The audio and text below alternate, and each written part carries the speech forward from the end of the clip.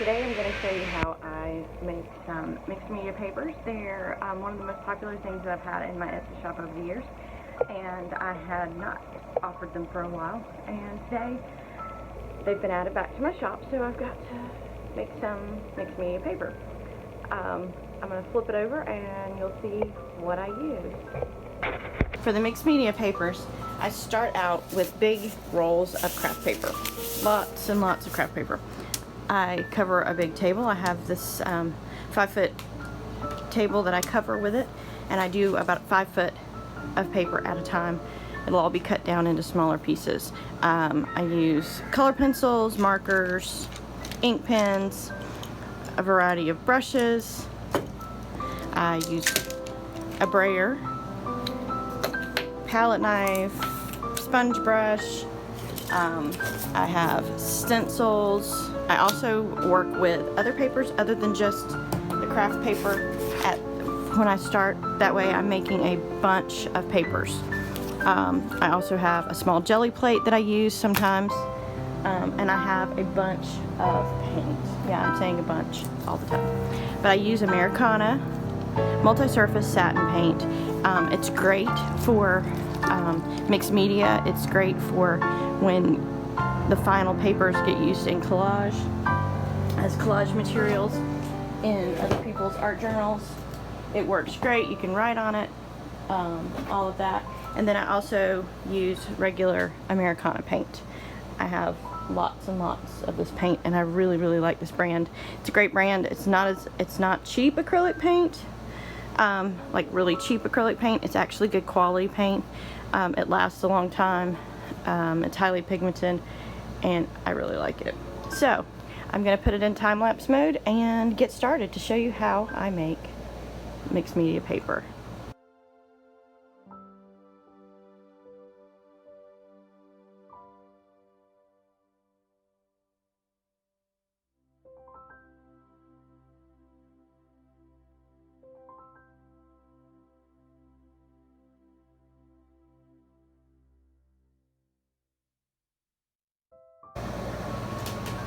These mixed media papers, these painted papers, are just part of what goes into the kit. As I make up kits, I will show you and keep showing you what's going on. But this is actually just painted paper. And since it's going to be cut down small, you'll only see little bits of this whole abstract covered in paint page. I need to get some more along the edges, just so that those are not blank. Sometimes I do leave some of it because I do want you to be able to know that it's brown paper underneath. But it's definitely a fun project that I make. And the smaller sheets that I did, I don't put as much on them because, as I said, they are going to be cut down. Most of the sheets in the kit are under 5x6 or 6x6 sheets. So they'll be cut up, and you won't see all of this in one kit. There'll be a mix of painted paper, old dictionary pages, old book pages. That is what these kits are all about. They're a good mix. They do have these painted pages. The painted pages started as me using up what I had in my studio. I always cover my table with butcher paper when I'm getting ready to paint, and it would be what was left, and I didn't want to waste it. But then I had so many people who really liked these painted pages that I started making up the painted sheets, and you saw me use color pencils, markers, paint, brayers, brushes, ink pens, various things have been used on this, and that is the next step of the process. We'll be letting these dry, and then I'll cut these up. I might add a little more doodling on some of the darker, the blank areas, but most of this is what will end up being cut up, and I will show you how I do that later. Okay, this is a stack of vintage book pages, dictionary pages, other other painted pages, old magazine pages, and I'm talking like great old ephemera that,